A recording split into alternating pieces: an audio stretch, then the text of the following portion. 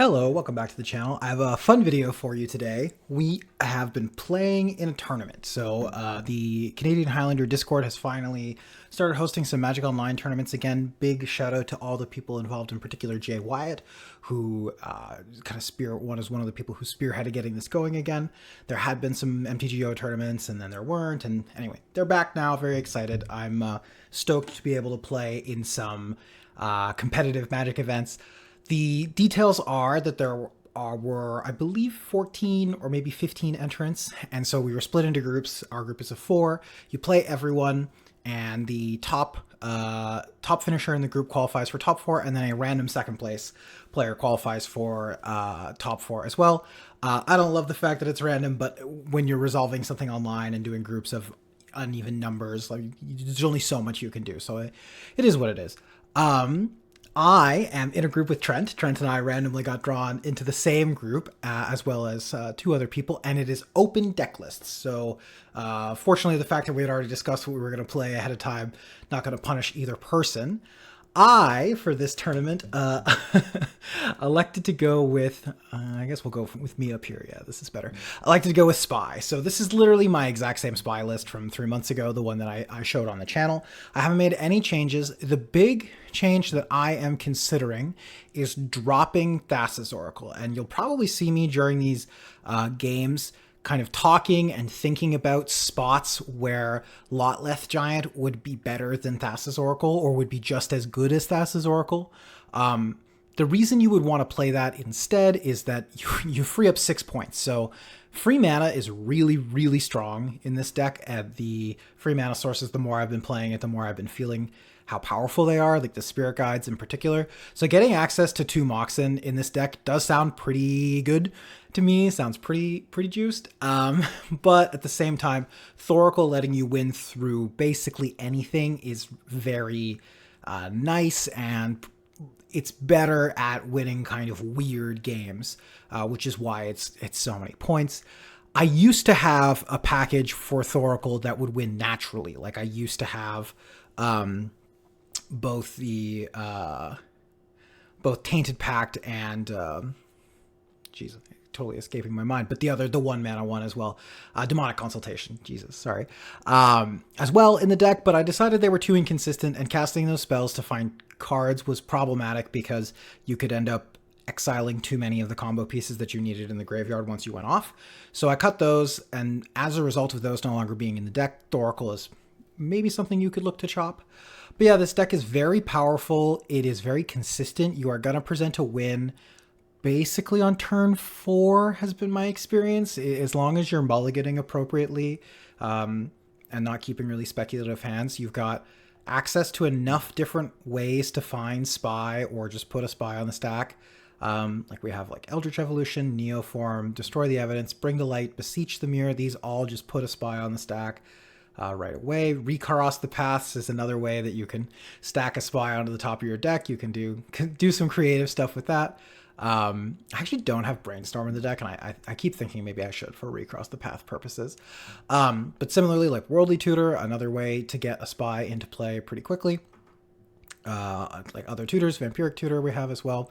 Finale of Devastation, Nature's Rhythm. So there are a lot of Spies, basically, in addition to Spy plus Undercity Informer. So we have the 2 here, and then a bunch of ways to find them. We also get to have this cross combo with Hermit Druid, which also wants you to have no basic lands in your deck. We are going a step above and just not putting lands in our deck, technically. So Hermit Druid, great in this deck as well. Nice to have a spot to play this card. It's been much maligned on the points list for a long time, and I'm glad it's finally free, and I'm glad I get to play it. I really like this card. And then lastly, we've got the old Goblin Charbelcher as well as another win con. This one is a little less consistent, but I think it's just worth having. Like, you're gonna put a 4 mana win the game card in your deck if you can. So I would be remiss not to include this one. You've also got some Artifact Fast Mana. This lets you play through like Blood Moons and the like, because obviously we have no basics. And then other than that, I can briefly explain how the combo works in case you've never seen it before.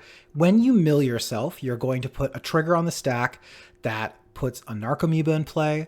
You're then going to sacrifice that Narcomoeba to Cabal Therapy. That's going to create 2 triggers, one from Bridge from Below, one for Poxwalkers. You're going to take a card out of their hand if you think they might have some interaction that would be effective post combo. Typically that's not possible, but you can in case for whatever reason they were trying to be sneaky or they didn't expect it. Then ideally you have another creature in play. Either your spy is still in play or you've put a mana dork in play ahead of time. And you can sacrifice those 3 creatures to Dread Return, and you Dread Return your Thoracle and you win the game. Now that costs 4 mana if you have spy.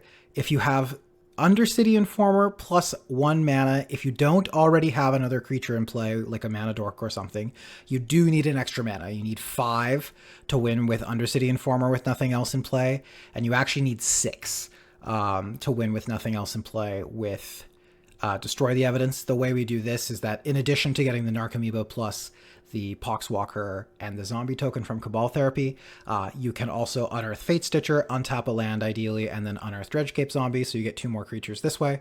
You don't technically need both, but I liked having the second one for redundancy's sake. It's just when you're playing these decks, I think it's worth putting 1 extra brick in your deck just to make sure that if you draw 1 brick, you're not totally locking yourself out of winning the game.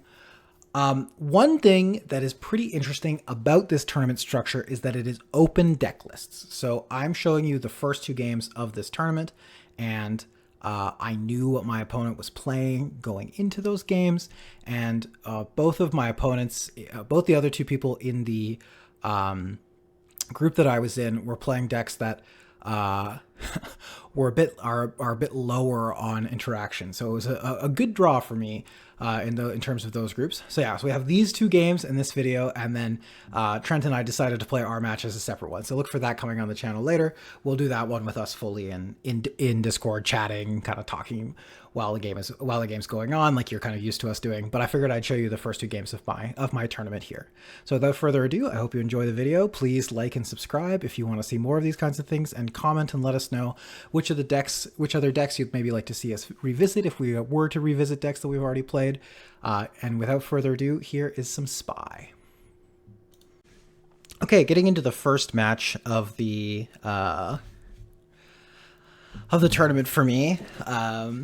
So we have, I think I'll have explained it in the intro, but we're playing 3 matches total, and then if you 3-0, you make top 4, and then also a random second place player also makes top 4 out of the 3 pools, which is pretty cool. My opponent, it's an open deck list format, so I know what my opponent is playing, and they are on Neoform Affinity. It's very cool. They're basically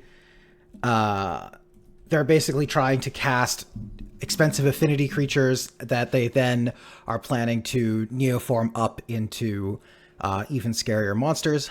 They are very low on interaction though, so should be mostly a race as to a question as to whether they can kill me fast enough. This hand is a pretty easy mulligan. It has multiple of the combo tools that you want in your deck in my hand, in Cabal Therapy and Narcomoeba, and not enough mana. So I will be mulliganing this one. I actually have lands. I'd like to have them.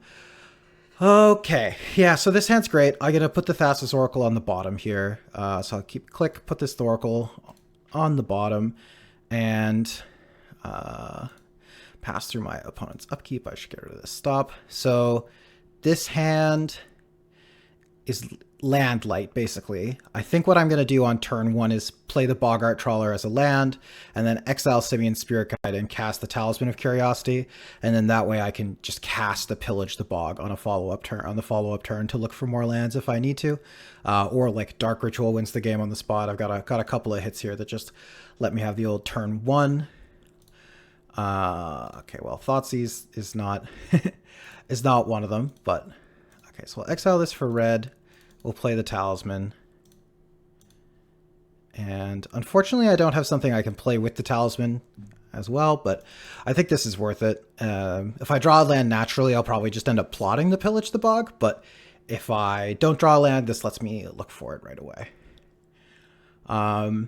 Similarly, actually, if I draw a land, I could also just solve the equation for Dark Ritual, and then that would let me go off, and if I drew another land, I could then go like Thoughtseize into my combo. But looking at their deck list, like, I don't see much in the way of interaction for them at all. It is worth noting that because Undercity Informer sacks itself, I am going to need to make sure I have 3 creatures. So that's a relevant consideration in all of this, is that I need to make sure that I keep enough mana to be able to go off and actually win the game. Notably, my deck does have Fate Stitcher in it, as well as Dredge Cape Zombie, so if I have a little bit of mana left over, I can always unearth one of those. But that would make my combo cost 5. Okay, so I'm getting poked by a Vault Scourge here. And the fact they're thinking about their turn for so long makes me think that they have something pretty powerful to do. Yeah. So let's see, if I play this and sack it, then I get Narcomoeba back. I sack the Narcomoeba, I get a Bertrand Blow trigger, and I also get to get back my Poxwalkers. But oh yeah, so they have the Neoform. All right, nice. Very sick. So they get to go get a 3. The 3s in their deck are there any 3s that are really scary? Oh, this, all right. Physic, Ethereum Mechanic. This is a 3/3, 3/4 Vigilance. Oh, it's 2/3 Vigilance. I guess it has a +1/+1 counter on it. All right. All right. Very cool. Their deck doing the thing. Okay, drawing the Dreadscape Zombie is not precisely where we want it to be, but that's okay. So this is why we made the play we did. We get to try and find a land here. Okay, so I found a land, and I could take an untapped land here, or I could take a tapped land. Do I want to Thoughtseize them? Thoughtseizing them puts me to 10, which seems bad. That seems like really quite a lot of life. So I think I'm just going to take the Revitalizing Repast and play it as a land, and then I'll pass. And I think what I'm looking at is I'm looking to go off on turn 4. And what I will do is, if I draw a land here, I can't actually win the game because I need another creature. And I'm going to be a mana short on making another creature. So I think what I will do... Oh my god, my opponent is going off. I think what I will do is probably get... Oh, interesting, they copied the Talisman. Okay. They're ramping. I think I'll just use Solve the Equation to go get Dark Ritual. And then having the Dark Ritual mean that I can go Ritual, Undercity Informer, tap the Old Growth Grove to sack the Undercity Informer, and then once I mill my whole deck, I can use the Talisman of Curiosity to get back Fate Stitcher. Oh dear. Yeah, I think it's possible my opponent is realizing that my life total largely doesn't matter unless it's exactly 0, and that ramping might not be the thing that they need to be doing. I don't know. I thought their play looked fine to me. Oh, they wanted to... Okay, yeah, they wanted to copy Physic, and then they remembered it was legendary. Okay, so this is a tapped land. So we'll just play this tapped. So the other option here is to play Dredgecape Zombie as a blocker. Like I could go like Dredgecape Zombie, planning to block, and I could Thoughtseize them, go down to 9. And then on my turn, I get to go Undercity Informer, sack, and if I have to sack the Dredgescape Zombie to do that. I think I'm just going to go with my original play. Cast Solve the Equation here. And go get a... go get a Dark Ritual. I don't think there's anything else better. Yeah, like technically I could maybe do some funky stuff with Culling the Weak, but I don't think so. I think it's just a Dark Ritual angle. Dark Ritual it is.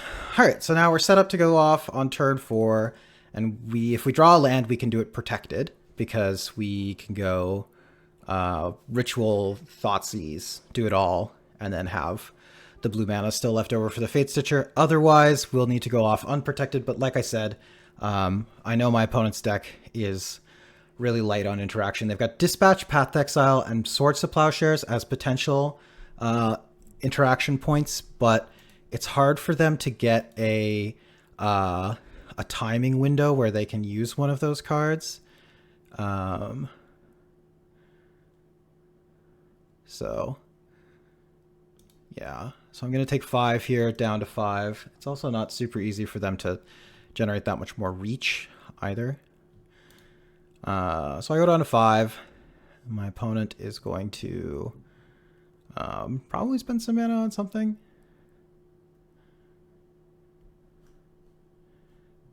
Okay, yeah, they're drawing a card. That's not likely where you want to be. The one card that they have in this matchup that would work is Soul Guide Lantern. I'm just looking at their deck list. The One Ring doesn't work because my win condition is Thoracle. I don't believe Aether Spellbomb works. That's another one that they have access to, but I think I can just beat the Aether Spellbomb. And then the rest of their deck is just kind of attacking creatures and Neoform style effects. They've got Teferi Time Raveler, but I believe I go off at sorcery speed anyway. I don't have any kind of funky secret instant speed stuff that I need to do, which some combo decks can get caught by with Teferi. Okay, so tap land, and what do we got? Sigh. Okay, yeah. So that is gonna do it. I just have to make sure I tap properly. All right, so let's go Dark Ritual. Do I want to Thoughtseize? They don't have any free interaction, so I think there's literally no reason not to, or there's no reason to. I think now I can go Understanding Form or sack, so I think I can afford to even play this Elvish Mystic as well, and this will give me an extra creature as well. I don't even need to mess around with the Fate Stitcher. I will target myself. I'll sack the Elvish Mystic just in case. And I'll maybe crash Magic Online, decking myself. Okay, let's split out my graveyard here, because we're gonna have to do some graveyardy things. Okay, so we've got a Narcomoeba trigger. I would like to use the ability. And now I'm going to go for Cabal Therapy, target them, sack this Narcomoeba. That's going to trigger my Poxwalkers and my Bridge from Below. So I get to make a 2/2 zombie. Okay, they have conceded without showing me more information. Just quickly to show how the combo would work, I would now have 3 creatures in play with these two. I would have seen their hand, which is great. And then I get to cast Dread Return, and I get to Dread Return back my... where is it? Get to Dread Return back my Thassa's Oracle, which is somewhere in the deck, I swear. Yeah, right here. Thassa's Oracle. We would have won the game. So, begin sideboarding. I looked at I think I will have talked about it in the intro to this video, but the pool of decks that I'm against is, I think, decently favorable for Spy, except for Trent. And I'm going to play Trent last, just for maximum suspense value. But my opponent's deck here is very sick. I love this like Affinity Neoform deck. I think it's super creative, very cool. But it unfortunately does not line up tremendously well into what I'm doing, which is just like ultra degenerate and requires pretty specific interaction. Oh my god, I have another. Is this a turn 2? This is a turn 2, right? Because I can go turn 1, Spirit Guide, land, Hermit Druid. Oh no, I need a green mana on my next turn. Okay, so it's a turn 3, but I don't have to use the Spirit Guide. Okay, well, either way, it's definitely a keep, but...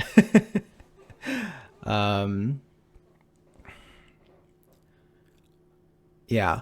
But yeah, my opponent in this matchup has very little interaction that matters against my deck, and then one of the other person in the pool is playing Naya Monsters, which also is not a tremendously interactive deck when it comes to what Spy is trying to do.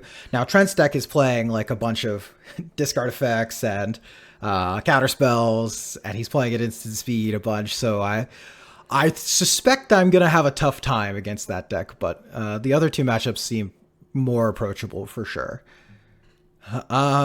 Okay, so if I draw a untapped green land, I can win the game on turn 2. Okay, I think I can win the game on turn 2 now, right? I go Mammoth as a land, and then I go exile Elvish Spirit Guide, exile Sivian Spirit Guide, put Hermit Druid on the stack. Oh, wow. All right, well, this is pod racing. Now, this is one of the lines that my opponent has more interaction for, but even if they have a way to interact with this, like I can just develop the Solar Transformer next turn and then look to go for the Hydroelectric Specimen into Neoform line. So I'm pretty well insulated into getting removal spelled here. This is one of the nice things that this Spy deck got. Like for kind of an eternity, Hermit Druid was too expensive to play in decks that weren't really dedicated Druid decks, and it was bad for a long time. I mean, it's kind of the specter of an older format, but yeah, I'm really excited to be able to put this card in my deck these days. Well, I think if my opponent had a removal spell, they'd be playing it, so I wonder what they're thinking about. If they have something like Soul Guide Lantern, which I know is in their deck, maybe they're trying to work out how they can sequence that in a way that wins the game. And to be honest, I don't know. But yeah, I'm not sure. There's a real banger showing for Spy though. A turn 4 and a potential turn 2 here. Okay. Yep. So they're gonna scry.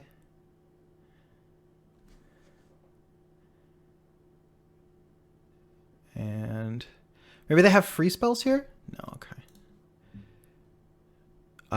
So here I am supposed to play a land first, just because I want to be able to get back something. I guess I'll play this, and I'll bolt myself. Target me, pay green, and barring something that I haven't thought about that is in their deck list, I think we've got it here, but not certain, but okay, yeah, so we mill our whole deck. We got a Narcomoeba trigger, we use the Narcomoeba ability, and now we will go for the old Cabal therapy, target my opponent, sack the Narcomoeba, put these triggers on the stack. I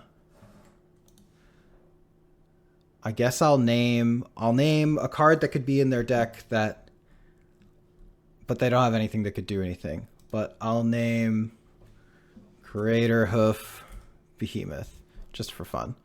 Sometimes in these spots I like to name You Are Already Dead, but that seems rude. Yep.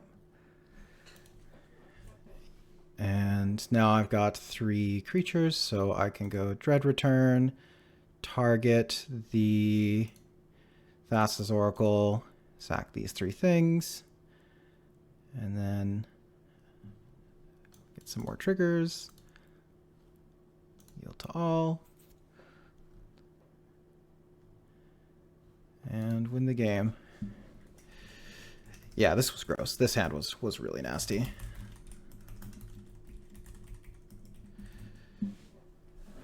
All right, well, 2-0. It's my first match in the tournament. Went pretty well. Spy did Spy things. Played 6 total turns of Magic. I'll be back with the next round. Okay, I'm here with match number 2, playing against Zizo. They are on Naya Monsters. I gotta pull up their deck list here, actually, just so that I know what to play around. There's more stuff in this deck that I have to be worried about than round 1. Where is it? Aha. Naya Monsters. I've won the die roll, an excellent place to start. I will go first. Got the Spy in hand, always good. Very happy to have that be the case. Yeah, I mean, this hand is great.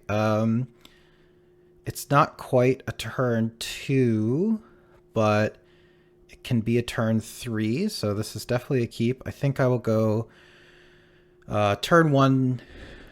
Well, yeah, I guess there's a debate as to whether I go turn 1 tapped land or turn 1 untapped land elf. I think I'm going to go untapped land and play the elf now. I think that makes more sense. So things in this deck that I am looking to play around, notably they did not include Endurance, which is one of the scarier cards. Okay, Once Upon a Time here. It's a nice one for my opponent. A little high variance, I find, but when it's good, it's good. They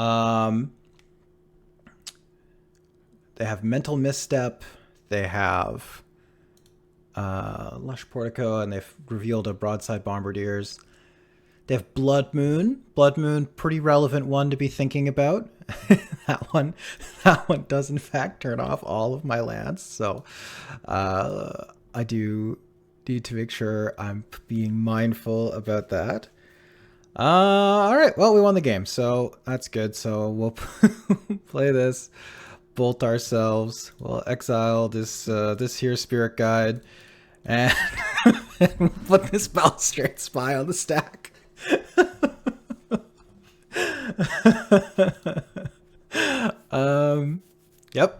Yep. Target me.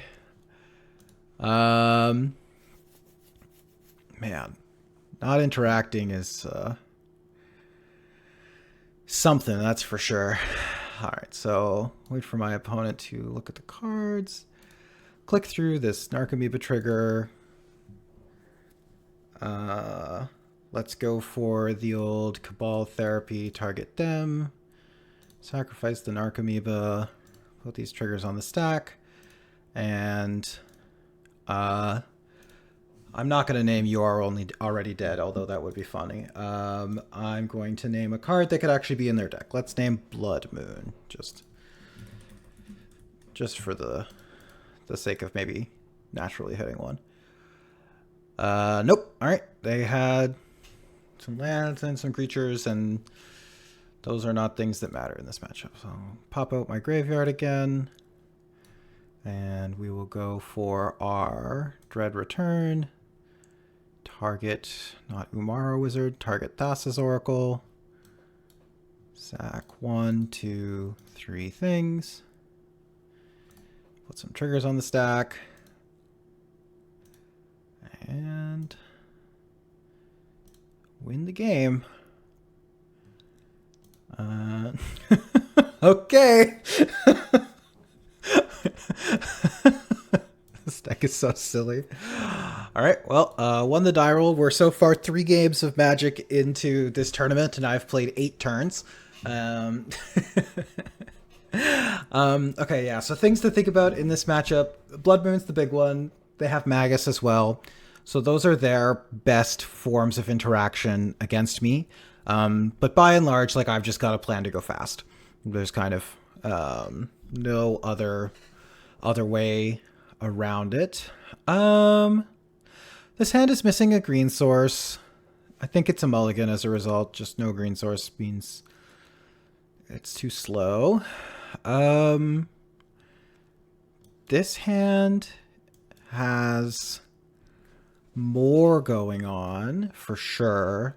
I can go turn 1 Fyndhorn Elves, turn 2 play Hydroelectric Specimen, hold up Jwari Disruption, but it doesn't have any ways to win right away. I actually think it's still a keep, and the reason is it just makes so much mana, and the top of my deck is going to be really, really live here. I have so many good hits, and even having access to the Abrupt Decay here means I can, like, alleviate some pressure potentially.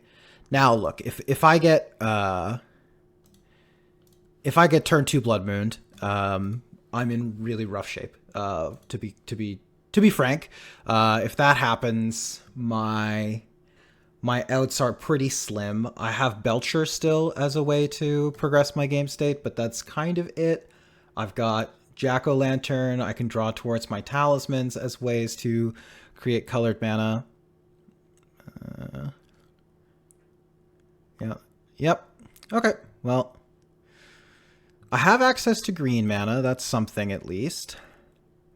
Okay, I have access to Pentad Prism. All right. Well, this is enough, actually. This just gets me out of it all on its own. So what I will do is I will play this, and because it's a mountain, it enters untapped. Then I can go make green, make red, play Pentad Prism, and yeah. So cast with 2 colors, and now what I can actually do is wait here and see what I want to do. Because if my opponent... Synth Eradicator, yeah, that doesn't do anything.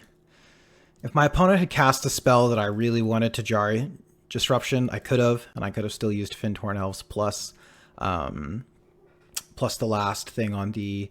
last counter on the Pentad Prism to blow up the Blood Moon. But for now, I think I'm just fine to let it sit in play, and I will blow it up later, because for now, it actually is letting my lands come into play untapped, which for me is pretty good, I think.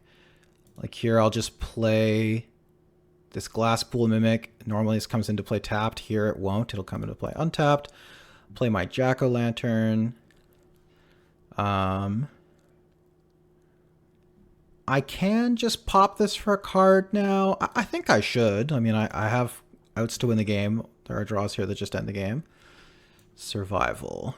Okay, yeah, survival's nice. So let's put this survival in play, and now we're winning next turn through the Blood Moon. And if my opponent has a way to blow up the Pentad Prism, I'll blow up the Blood Moon in response, but if they don't, then I just get to survival away this Hydroelectric Specimen and put a spy on the stack. I'll look again at their list really quick just to make sure that I'm not missing something, but I don't think that they have much in the way of interaction. I really don't. All right, they're going to exile a Cankerbloom, which would be annoying, but as mentioned, we have the Abrupt Decay here to just get rid of the Blood Moon. So it's no big deal either way. And if they try to get rid of the Survival of the Fittest, I can just use it in response using the Pentad Prism mana. So Cankerbloom not going to be the answer here. And I also now, having the Jack-o'-lantern in the graveyard actually gives me access to 1 more mana of any color. So lots of ways to fix out of this Blood Moon spot. So not too bad. Let's see if they decide to go for... Okay, so yeah, so they go for the blow up the survival line. I will use it. I will discard Hydroelectric Specimen. We'll go get a Balustrade Spy, and survival can go, but that's okay. And yeah, this should be game. So I have 1, 2, 3, 4, 5, 6 mana available to me. I guess I will go for this as a land. Honestly, this Blood Moon kind of just fixed me. It was just secretly fixing the whole time. And I'll put Balustrade Spy on the stack, and I have a Drari Disruption here available should I need it. But yeah, was just able to work through the Blood Moon pretty comfortably here, honestly, which I'm pretty impressed by, I will say. I was not certain that this deck would have the capacity to do so, but obviously there are outs, right? This is the reason why you play all of these various artifact mana sources. It's a way to work around certain situations. Okay, let's go for the Cabal Therapy, sack Narcomoeba. This time I am going to name You Are Already Dead. It's time. And I've played so a couple of times before, so I don't think that they're going to be too bothered. That is, if I even get to put another spell on the stack. It's possible that the writing is on the wall. I guess let's just take one last look at this list. There is no Endurance, right? I'm not crazy. This is just alphabetical, elvish mystic. Okay, yeah, they have conceded. I did not get the opportunity to name you are already dead. Well, excellent. That's another match in the books. 11 minutes. really, really blazing through them. So I just deliberately left this last match till last. I've got to play Trent. We'll figure out a time for the two of us to play. Maybe we'll play with voice comms open because I think that could be kind of fun. And yeah, if I beat Trent, I 3-0 and I make the top 4, which would be exciting. But I will say Trent's deck is highly interactive, so it could be significantly more challenging.